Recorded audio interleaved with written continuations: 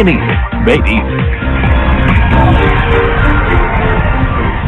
Time brought to you by Chan Brothers Flexi Holidays, 9:30 p.m.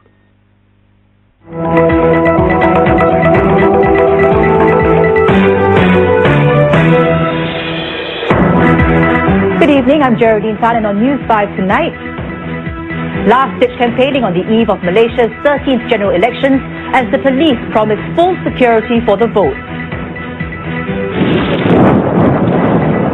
A raging wildfire in California triples in size in a day, threatening thousands of homes.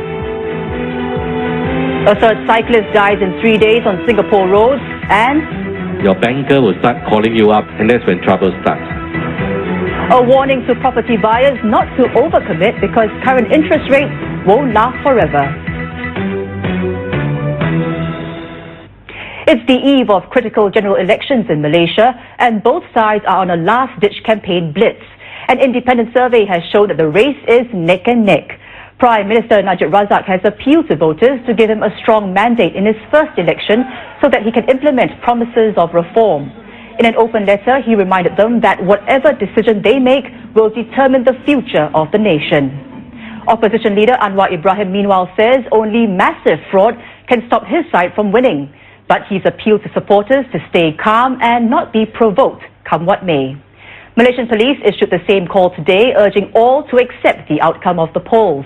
They also promised to act impartially and take all necessary measures to ensure public safety.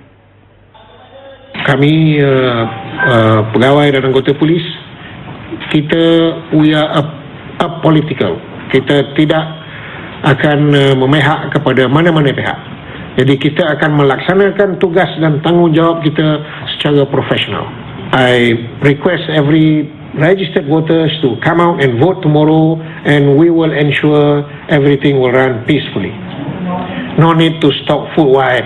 We have enough food in the country. No need to stock food at home. The whole force is being deployed.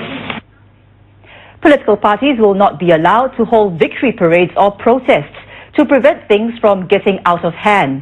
In the latest incident in this tense campaign, a homemade bomb was set off last night outside Anwar Ibrahim's PKR headquarters in Petaling Jaya, but it caused only minor damage.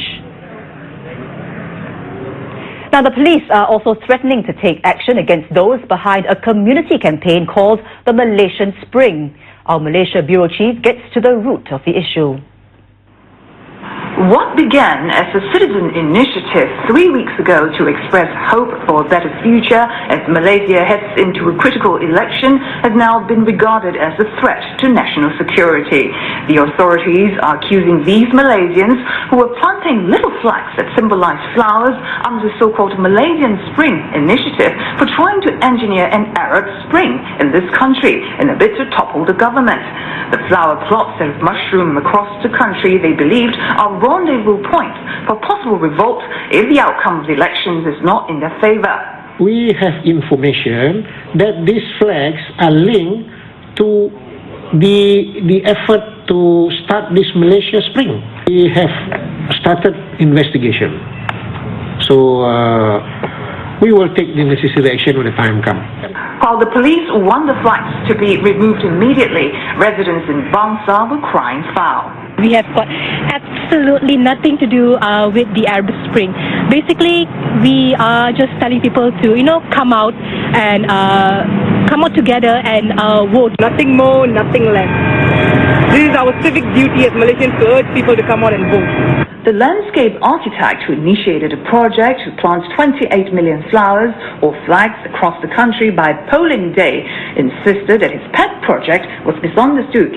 I think they are very misinformed. They related Arab Spring and Malaysian Spring. Okay, this is not about trying to uprise against any regime or whatever. This is just a residents' community effort in trying to send a message of hope to Malaysians. Yeah. While the organizer, Seksan, may receive more than what he bargained for, with the police now threatening legal action, many residents here in Bangsa are not giving up hope as yet.